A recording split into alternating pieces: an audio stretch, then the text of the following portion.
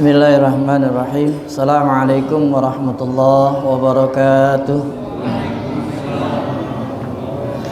Innal hamdalillah nahmaduhu wa nasta'inu wa nastaghfiruh wa na'udzu billahi min shururi anfusina wa min sayyiati a'malina.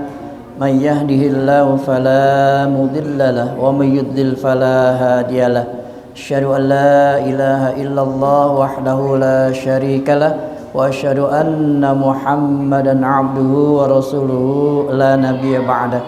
Allahumma salli wa sallim wa barik ala sayyidina Muhammadin wa ala alihi wa ashabihi wa mawalah. Amma ba'du. Alhamdulillah, kita panjatkan puja puji syukur kita kepada Allah tabaraka wa taala. Allah masih sayang sama kita hingga Allah kasih kita kemampuan untuk bisa hadir memenuhi panggilan Allah. Baru saja kita melaksanakan salat maghrib berjamaah.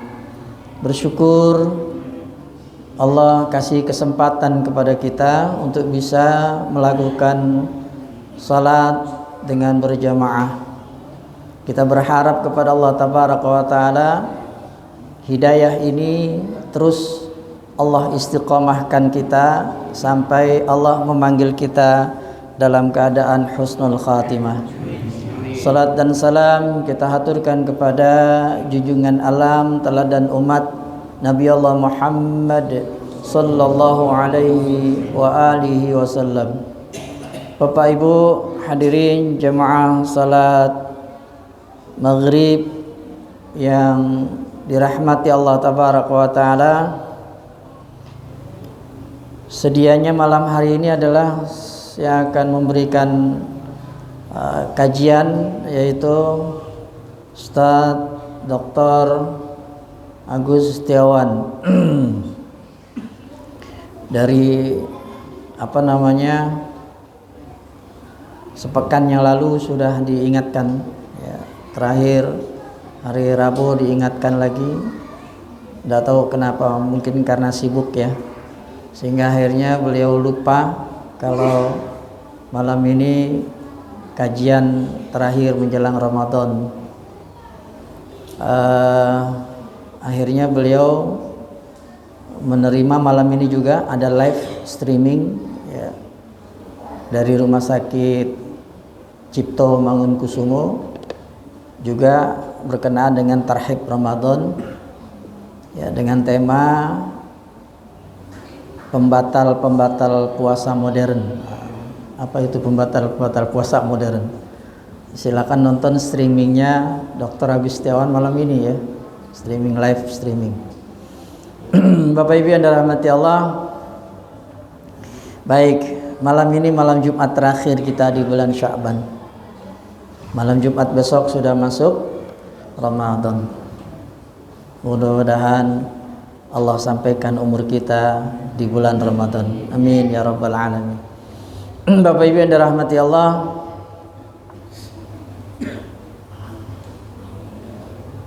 saya yang salah satu pengisi di malam Jumat ini, kajian malam Jumat ini, apabila ada ucapan, tindak lanjut, perbuatan saya yang kurang berkenan, ya mohon kiranya Bapak Ibu bersedia mau memaafkan. Ya, saya sampaikan maaf lahir batin. Mudah-mudahan semua khilaf salah kita masing-masing kita memaafkan, agar nanti di bulan Ramadan kita benar-benar tulus ya, benar-benar kita merasakan keleluasaan untuk beribadah, taqarrub kepada Allah tabaraka wa taala, karena kesalahan dosa-dosa kita dengan saudara-saudara kita sesama manusia kita sudah mendapatkan maaf. Penting Bapak Ibu, makanya kalau ada kita sering ketemu ya, untuk kita saling memaafkan harapannya adalah agar di bulan Ramadan itu kita sudah tidak punya ganjalan-ganjalan lagi kepada sesama manusia, sehingga kita beribadah kepada Allah di bulan Ramadan itu dengan maksimal insyaallah. Bapak Ibu yang dirahmati Allah, sebelum kita lanjutkan kajian kita tentang salat, mengapa harus berjamaah? Salat mengapa harus berjamaah? Sebelumnya ini ada saya dapat catatan bagus ya. Jadi Ibnu Abbas radhiyallahu an pernah ditanya sama seseorang. Ibnu Abbas, paman Nabi kita Muhammad sallallahu alaihi wasallam, pernah ditanya oleh seseorang. Pertanyaannya, hari yang paling baik ya, apakah hari yang paling baik ya?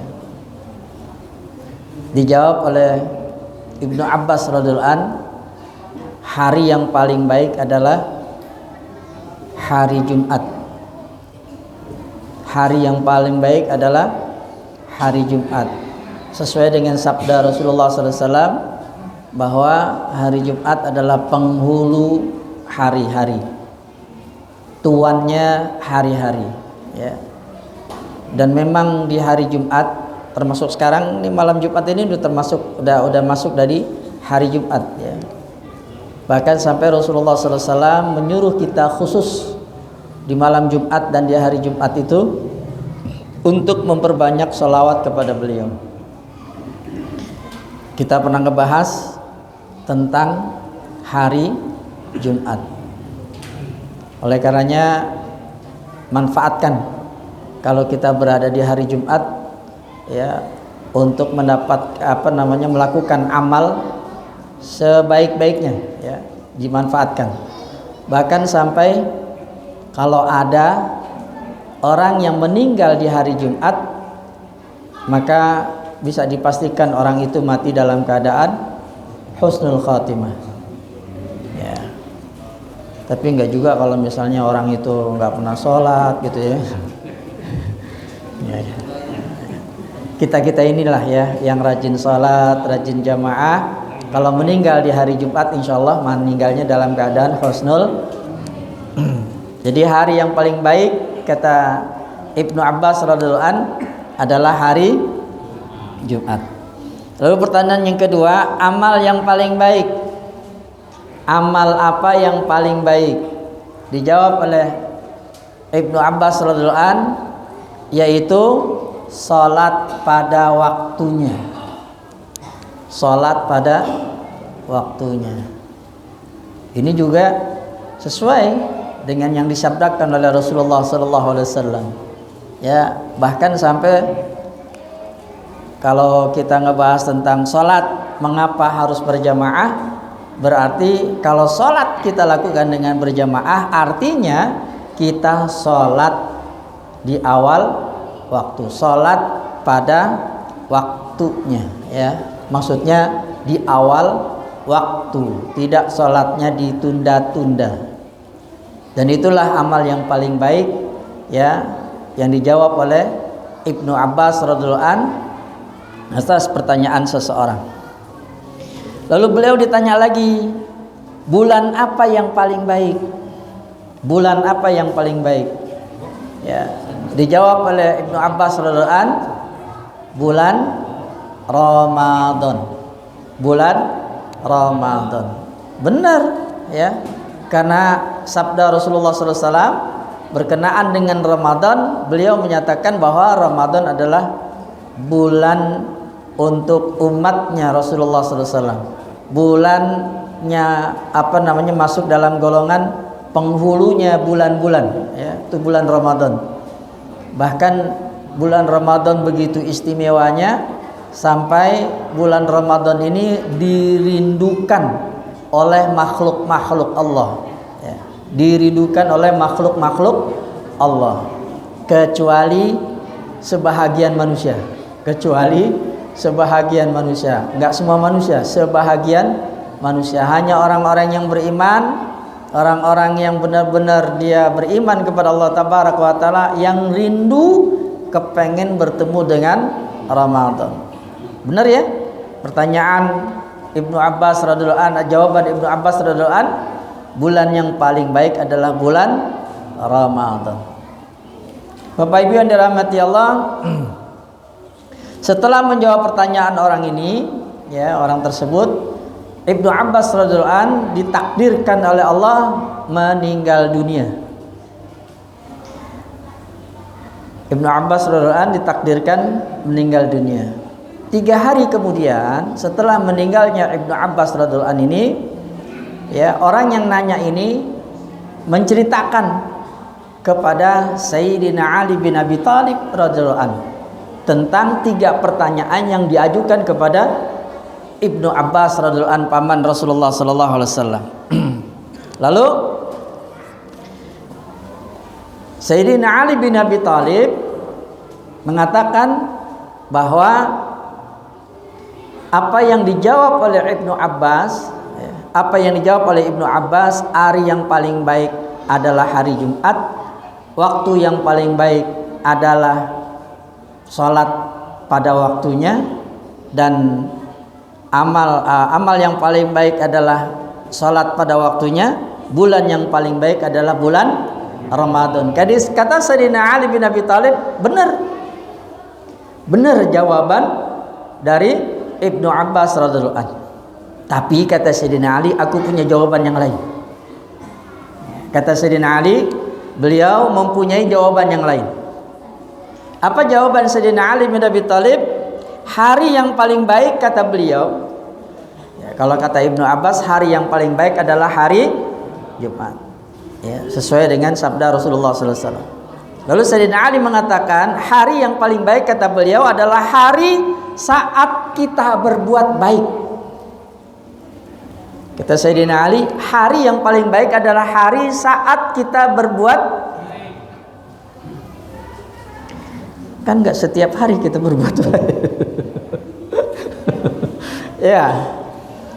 Oleh karenanya, kata beliau, hari yang paling baik adalah hari pada saat kita berbuat baik. Itulah hari yang paling baik buat kita.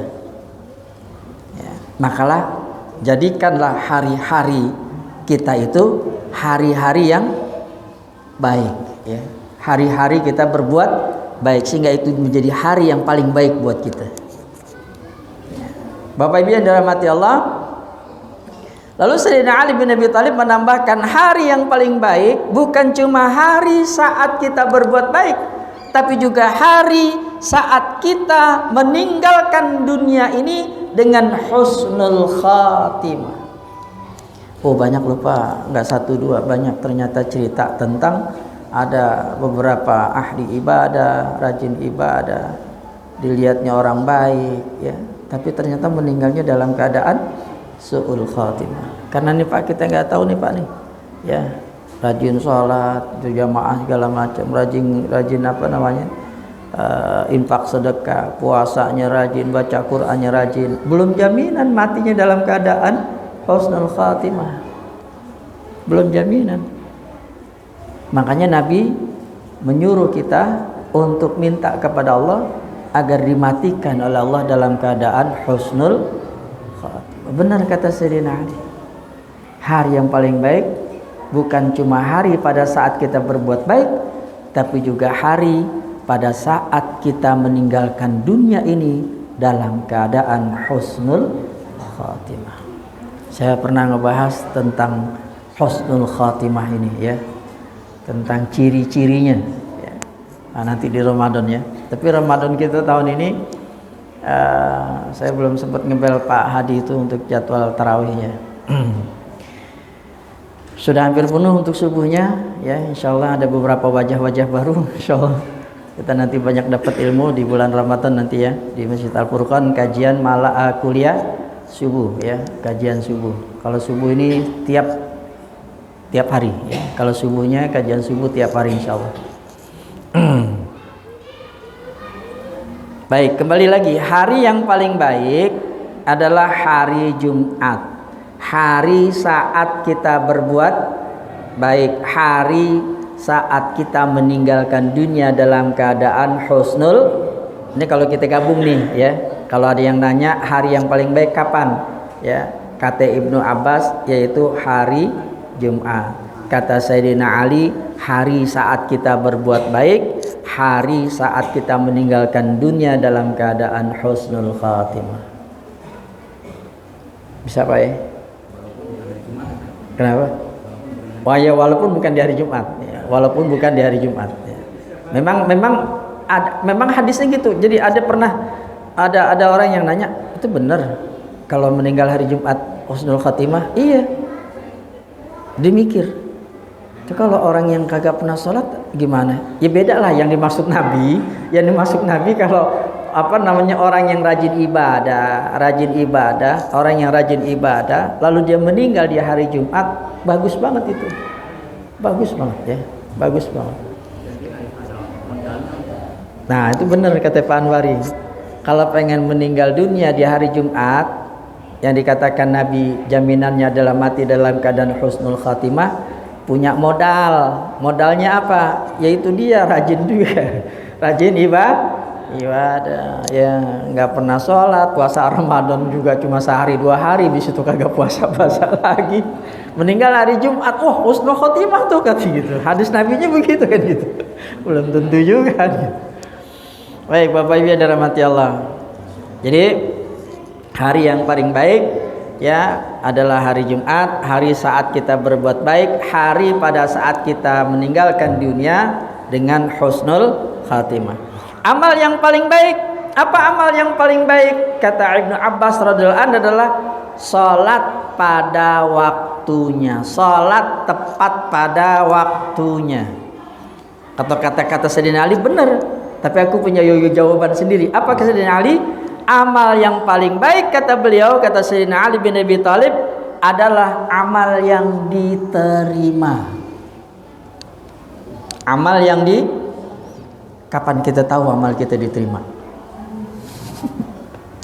Kapan kita tahu amal kita diterima? Ya, Bapak Ibu yang dirahmati Allah, kalau kita sholat, maaf nih, ya, salah satu ciri-cirinya diantaranya, makanya banyak kita harus belajar ya, belajar untuk kajian-kajian, datang di pengajian supaya kita tahu ya. Di antaranya misalnya sholat. Ya, kita bisa tahu sholat kita diterima apa enggak, lihat aja. Ada enggak setelah sholat ketenangan dalam diri kita, dalam hati kita? Kalau habis sholat tadi nih, habis sholat maghrib, ada ketenangan, ada sakinah, hati kita kayaknya tentram banget gitu loh. Padahal baru aja kita berantem sama bini kita misalnya gitu. Padahal baru aja kita marah-marah sama anak kita di rumah. Datang ke masjid, sholat isya, sholat maghrib, habis sholat maghrib, enak banget ya, kayaknya plong gitu loh, ya, tenang gitu. Nah, itu salah satu indikasi sholat kita diterima sama Allah Tabaraka wa Ta'ala. Hampir semua ibadah, sedekah, puasa, ya, haji dan lain sebagainya, manakala setelah kita melakukan ibadah itu ada sakinah dalam diri kita, kita mendapatkan ketenangan, itu salah satu tanda bahwa ibadah kita diterima sama Allah. Jadi amal yang paling baik adalah amal yang makanya kalau kita setelah melakukan ibadah ya, indikasinya misalnya tadi kita nggak mendapatkan sakinah, nanya-nanya sama diri kita ya, evaluasi deh. Jangan-jangan tadi sholatnya salah, niatnya salah, kan gitu ya. Evaluasi. Jangan-jangan sedekah kok habis sedekah biasa-biasa aja kan gitu ya. Habis sedekah malah jadi uring-uringan kan gitu. Ya berarti ada yang salah. Jangan-jangan niat sedekahnya salah. Ya. Gitu Pak. Jadi amal yang paling baik ya, sholat pada waktunya. Kata Ibnu Abbas radhiyallahu anhu, kata Sayyidina Ali bin Abi Thalib, jawaban dari beliau adalah amal yang diterima. Amal yang paling baik adalah amal yang diterima. Bulan yang paling baik Kalau kata Ibnu Abbas radhiyallahu an adalah bulan Ramadan. Apa kata Sayyidina Ali? Beliau punya jawaban sendiri. Kata Sayyidina Ali, bulan yang paling baik adalah bulan di mana kita bisa merenungi, mengevaluasi, melakukan muhasabah. Di bulan itu, bukan cuma bulan Ramadan, jadi di bulan-bulan yang lain, setiap bulan kita melakukan muhasabah, kita melakukan evaluasi, kita merenungi tentang ibadah-ibadah kita, tentang bagaimana kedekatan kita dengan Allah, cinta kita kepada Rasulullah dan seterusnya. Itu tanyain terus sama diri kita. Itu memotivasi, mendorong kita untuk lebih baik lagi, untuk lebih baik lagi, untuk lebih baik lagi. Dan kalau setiap bulan kita melakukan muhasabah, maka insya Allah ibadah kita akan lebih baik. Ramadan, nanti ketemu Ramadan misalnya di bulan Sya'ban pengen akhir nih, di bulan Ramadan nanti masuk bulan Ramadan, banyakin muhasabah. Hari pertama Ramadan gimana sholat kita? Sholat fardu kita udah berjamaah apa belum? Sholat tarawih kita bagaimana sholat tarawih kita? Qiyamul lail kita, ya. Terus apa lagi? Puasa kita bagaimana? Baca Quran kita dan lain sebagainya. Evaluasi itu. Ya. Oh, masih kurang, masih ini segala macam. Perbaiki hari berikutnya, perbaiki sampai berakhir Ramadan. Bapak Ibu yang dirahmati Allah, jadi gitu pertanyaan dari seseorang yang bertanya kepada Ibnu Abbas radhiyallahu an, jawabannya sama, dua-duanya benar, ya, dan semuanya bersumber dari Nabi sallallahu alaihi wasallam. Bapak Ibu yang dirahmati Allah,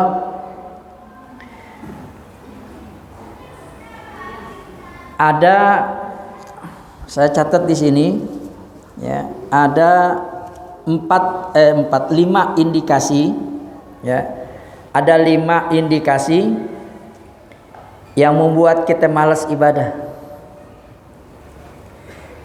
Nih harus dijauhin nih, ya, supaya nanti Ramadan kita giroh, semangat untuk melakukan ibadah. Rugi Pak, jangan sampai kita nanti yang diaminin sama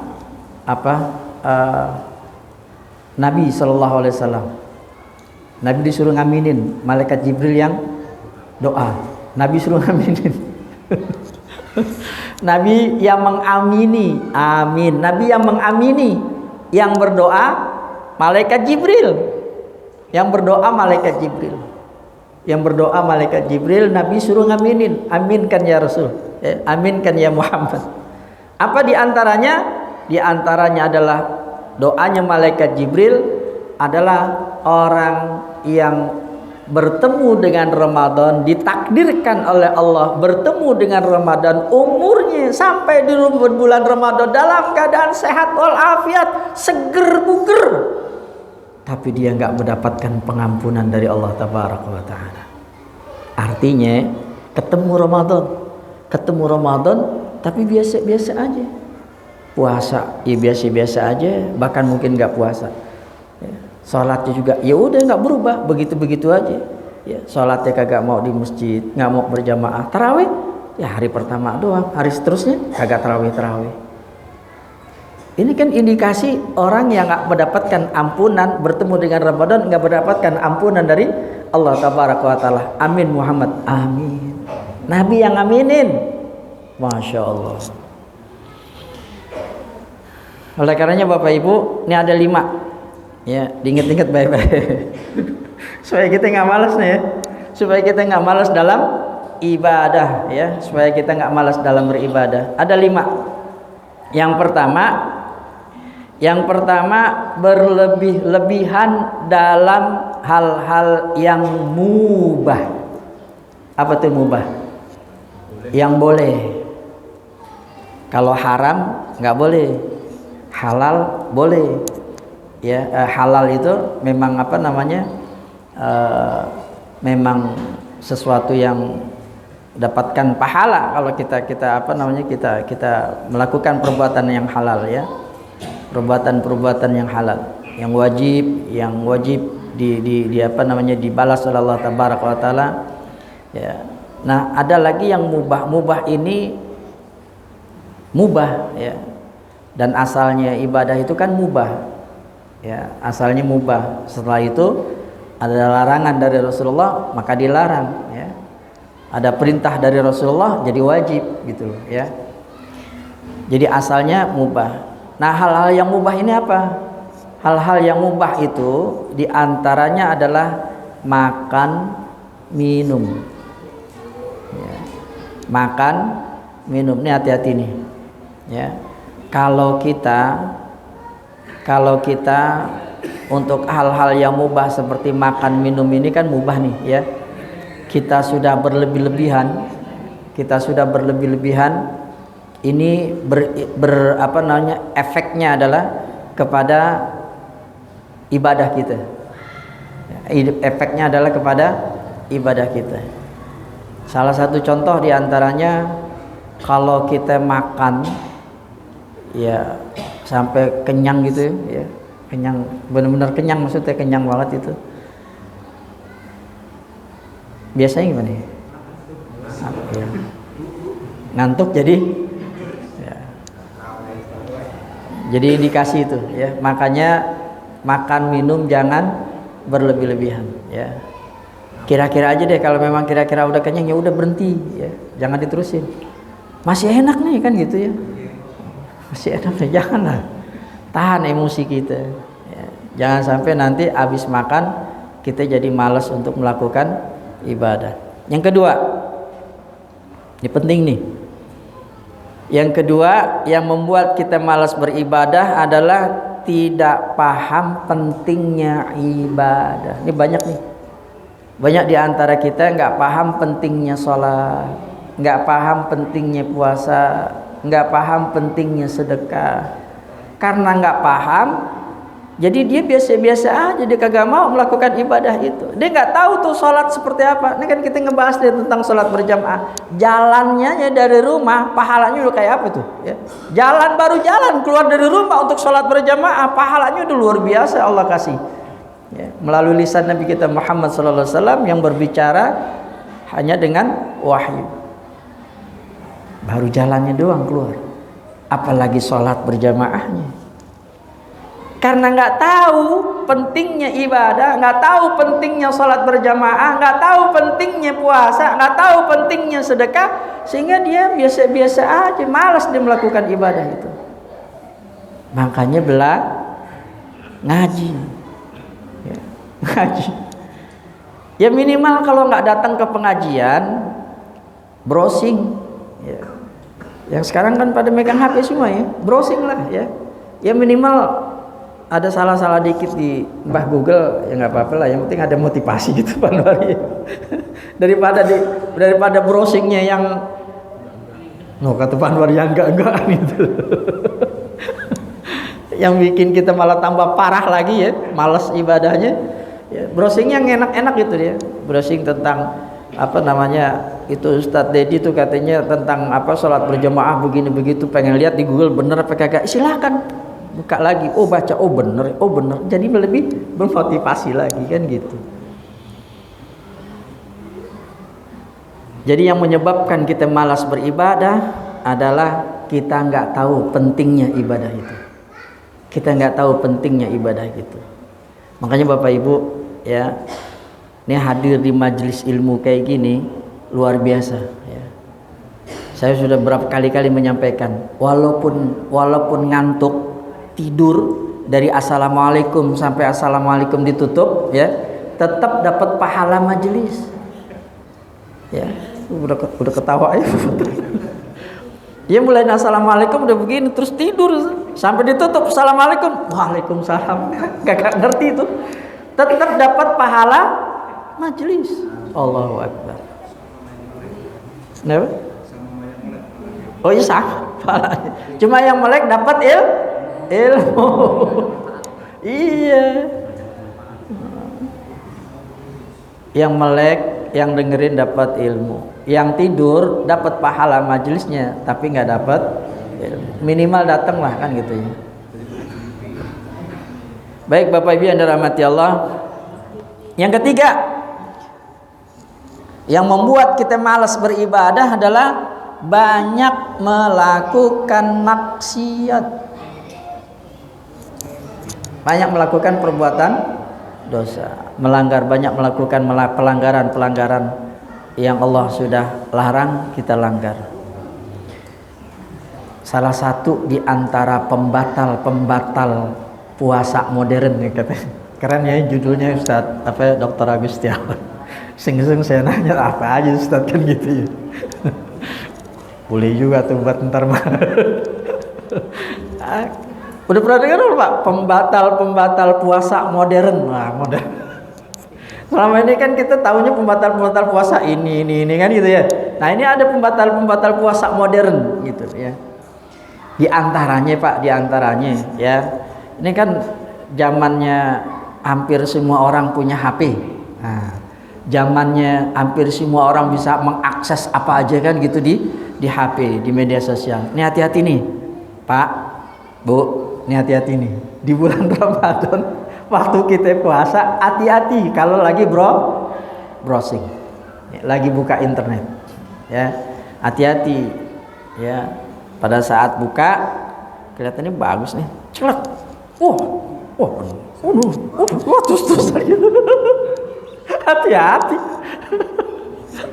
Loh, kan cuma dilihat sama aja Pak, sama aja Bapak ngelihat ada apa orang gitu, ya, sama aja Pak, sama aja Bapak ngelihat ada orang cuma pakai celana pendek, cuma pakai kaos perempuan pakai celana pendek, cuma pakai kaos yang keteknya kelihatan gitu ya, terus dia jalan di depan kita pelototin, itu sama kita pelototin yang di sini Pak. Sama itu dia bisa ngebatalin. Iya Bapak Ibu, ya Allah, ya. Ini kadang-kadang kita nggak sadar tuh. Benar nih Pak Farwe. Benar kata Pak Farwe tadi, Bang bisa ngebatalin. Orang di sini kok kan gitu kan beda kalau ngeliat langsung. Sama Pak. Gak ada bedanya. Orang kita lihat juga beneran di situ kan bukan bohong-bohongan, beneran.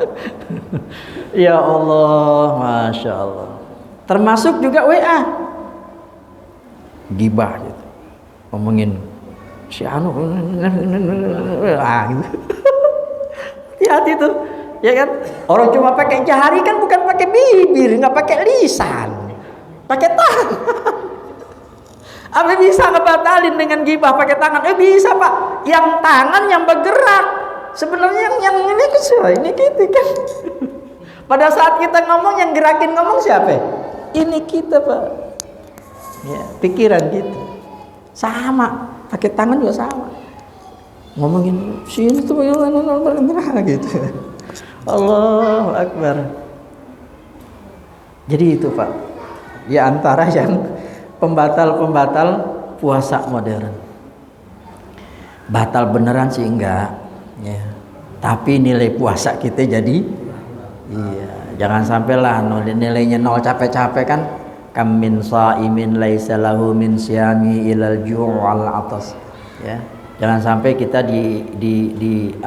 diindikasikan oleh Rasulullah sallallahu alaihi wasallam orang yang berpuasa tapi nggak dapat apa-apa dari puasanya, cuma lapar haus gitu, tapi nggak dapat apa-apa. Di antaranya ada tadi tuh, ya, ghibah, ya. Masya Allah. Bapak Ibu yang dirahmati Allah, saya lanjut ya. Maksiat ini Bapak Ibu besar banget pengaruhnya terhadap ibadah kita. Kalau misalnya Bapak Ibu ada rasa malas pengen baca Quran, yang tadinya nih baca Quran gitu, terus tiba-tiba antar aja, ntar habisin aja, biasanya habis maghrib, antar aja, ntar mau tidur aja kan. Ternyata mau tidur nggak juga, ntar aja bangun tidur, nggak juga baca Quran. Hati-hati tuh, ya. Bisa jadi kita pernah melakukan, ada maksiat yang kita lakukan, sadar atau nggak sadar, kadang-kadang begitu. Hati-hati Pak, maksiat ini, satu maksiat yang kita lakukan kepada Allah Tabaraka wa Ta'ala itu akan kata Nabi, ditempel satu titik hitam di hati kita. Titik, Pak. Makin banyak maksiat, makin banyak titik-titik hitamnya di hati kita. Kalau makin penuh titik-titik hitam di hati kita, maka dia akan jauh dari Allah Tabaraka wa Ta'ala. Malasnya bukan main untuk ibadah itu. Udah titik-titik itu udah masuk. Yang keempat, ya, yang membuat kita malas beribadah adalah, ya, kalau tadi yang kedua tidak paham pentingnya ibadah, yang keempat tidak tahu fadilah keutamaan ibadah. Ini juga nih penting ya, keutamaan puasa. Kita cari tahu keutamaan puasa, ya, keutamaan sholat, keutamaan sedekah dan lain sebagainya. Cari tahu, Pak. Cari tahu, ya. Dengan cari tahu sehingga memotivasi kita untuk melakukan ibadah itu. Banyak di antara kita nggak tahu fadilah keutamaan ibadah sehingga kita malas beribadah. Terakhir yang kelima, ini penting nih. Yang kelima, salah satu penyebab kita malas ibadah kepada Allah adalah lupa mati. Lupa. Kalau ada orang meninggal, innalillahi wa inna ilaihi rajiun. Ingat mati nggak? Tapi sepintas tuh, Pak. Sepintas doang. Habis itu udah langsung dunia lagi deh, kan gitu kan? Waktu nyolatin ada saudara kita sholatin tuh. Ingat itu kita. Ya, tapi sebentar doang. Waktu kita ke pemakaman, ya. Assalamualaikum ya ahlad diyar minal mu'minina wal mu'minat wal muslimina wal muslimat wa inna insyaallahu bikum lahiqun. Kan kita disuruh sama Nabi ngucapin salam, kan gitu kan? Ya, ingat tuh, Pak. Di makam mak kita, di makam orang tua kita, ya. Lalu kita doain dia, kita baca doa di situ. Ingat kita memati, bahkan ini lihat makam, ya Allah. Kemarin saya ngelihat makam mak saya tuh turun tanahnya, ya Allah, tanahnya turun. Ya Allah, kebayang tuh, ntar gue kayak gitu tuh, gue dipendem tuh kayak gitu, kan gitu ya. Inget tuh, Pak, keluar dari pemakaman lupa lagi, dunia lagi. Ya Allah. Makanya Bapak Ibu yang dirahmati Allah, selalulah ingat bahwa kita pasti mati. Kullu nafsin dha'iqatul maut. Dan gak ada jaminan, Bapak Ibu, gak ada jaminan, ya, matinya kita, ya, bisa diprediksi sama kita, gak ada jaminan. Pulang dari sini ada jaminan nih kita masih hidup? Gak ada. Keluar dari rumah Allah ini dijamin kita masih hidup? Gak ada jaminan. Gak ada jaminan. Makanya setiap saat, setiap detik, setiap menit, ya, selalulah ingat, ya, bahwa kita bakal dipanggil sama Allah Tabaraka wa Ta'ala. Maka salah satu resep kalau kita sholatnya pengen khusyuk, salah satu resepnya kalau kita sholatnya pengen khusyuk, jadikan sholat itu adalah sholat terakhir kita. Anggap nentar sholat isya sholat terakhir kita. Belum tentu, Pak, kita sholat isya lagi besok, belum tentu, Pak. Anggap sholat isya nentar nih, sholat isya ini terakhir kita. Maka kalau kita sudah merasakan bahwa entar nih sholat isya adalah sholat terakhir kita, insya Allah kita sholatnya benar-benar banget, sungguh-sungguh banget. Karena kita nggak yakin besok masih bisa ketemu lagi sholat isya, belum tentu. Kenapa? Ya, belum tentu isya, subuhnya aja belum tentu. Ya Allah, Bapak Ibu yang dirahmati Allah. Jadi lupa mati ini adalah salah satu yang menyebabkan orang itu malas untuk melakukan ibadah. Mudah-mudahan 5 indikasi ini nggak ada di dalam diri kita. Kalaupun ada, berusahalah kita untuk menghindarinya, menjauhkannya, sehingga kita menjadi hamba-hamba Allah yang rajin untuk melakukan ibadah kepada Allah Tabaraka wa Ta'ala. Ustadz Akhyar kemarin malam Jumat yang kemarin doanya gimana, Pak? Nih, hadir kita di sini bukan kemauan kita, Bapak Ibu, betul kan? Gitu ya. Ini bukan kemauan kita, bukannya kita yang mau datang ke sini, bukan, Pak. Bukan. bukannya cita-citanya kita, bukannya apa namanya, yang menjadi apa namanya tuh, kita ngerasa kita hadir di sini nih karena memang kita mau, karena memang kita yang berkehendak. Enggak, bukan Pak. Tetapi adalah kehendak Allah yang memberikan kita kemampuan, Allah yang menghendaki kita, Allah yang ngizinin kita bisa datang di tempat ini, Allah yang ngizinin kita. Makanya supaya terus kita mendapatkan hidayah Allah, Allah izinkan kita untuk terus melakukan ketaatan ibadah kepada Allah. Ya, apa doanya? Ya, ada lupa. Ustadz Akhir kemarin saya sering baca tuh Pak, doanya sering baca. Ipan Mari ya. Saya sering dulu baca tuh di awal malah. Gimana doanya? Ayo lo. Gimana? Allahumma inni as'aluka. Apa? Ayo. Gimana Bang Yus? Bukan itu dulu. Yang itu minta hidayah sama Allah. Allahumma inni as'alukal huda wat tuqa wal afafa wal ghina. Kalau boleh ditambahin wa husnul khatimah, boleh ditambahin itu. Tapi biasanya cuma sampai wa afaf gitu ya. Boleh kalau ditambahin wa husnul khatimah boleh. Yang itu yang depannya tuh Allahumma inni as'alukal huda. Ya Allah, aku mohon kepadamu petunjuk, hidayah. Terus ya Allah kasih aku hidayah.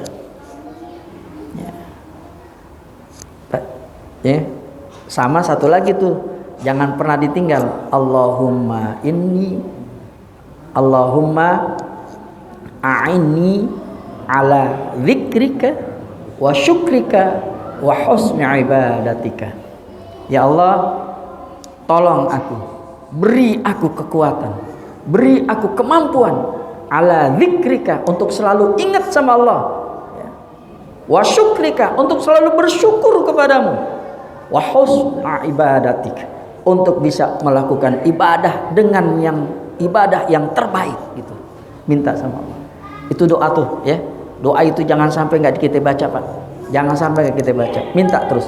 Karena nggak tahu nih, ya nggak tahu kita nih apa, terus kita sampai meninggal dunia masih seperti ini, belum tentu Pak. Ya, makanya terus minta hidayah sama Allah. Ya.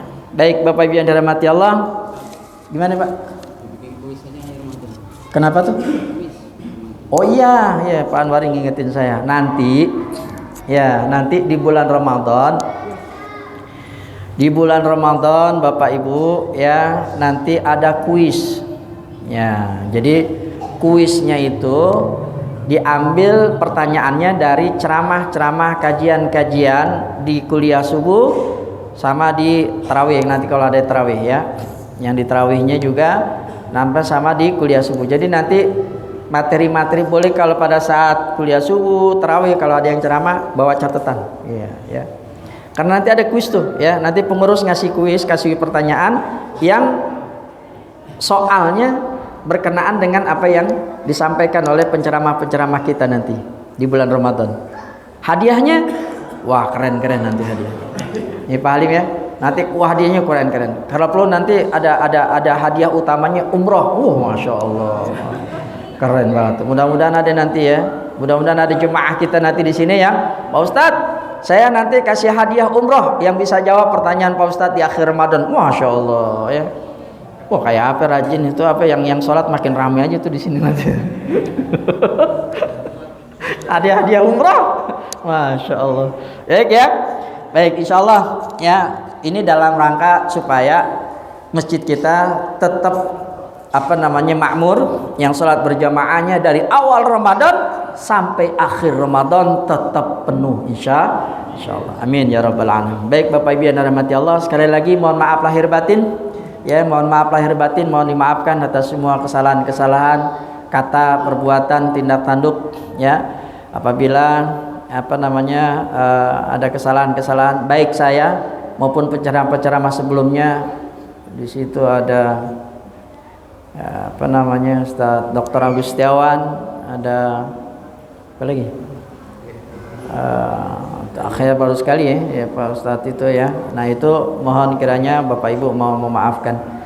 Akhirnya dari kami Sekali lagi pengurus Masjid Al Furqan di Ramadan ini kepengen agar maksimal ya, kegiatan Ramadan di Al Furqan ini maksimal.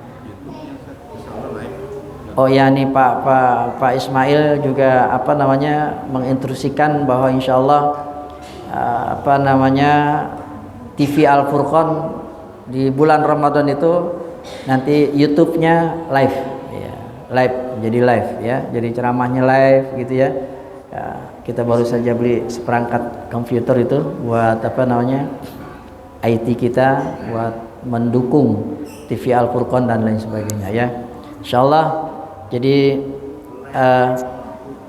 ayo ya kita maksimalkan ya, minta sama Allah ya, mulai malam ini minta sama Allah agar Ramadan kita tahun ini bisa dikasih kesempatan oleh Allah untuk bisa maksimal beribadah kepada Allah tabaraka wa taala.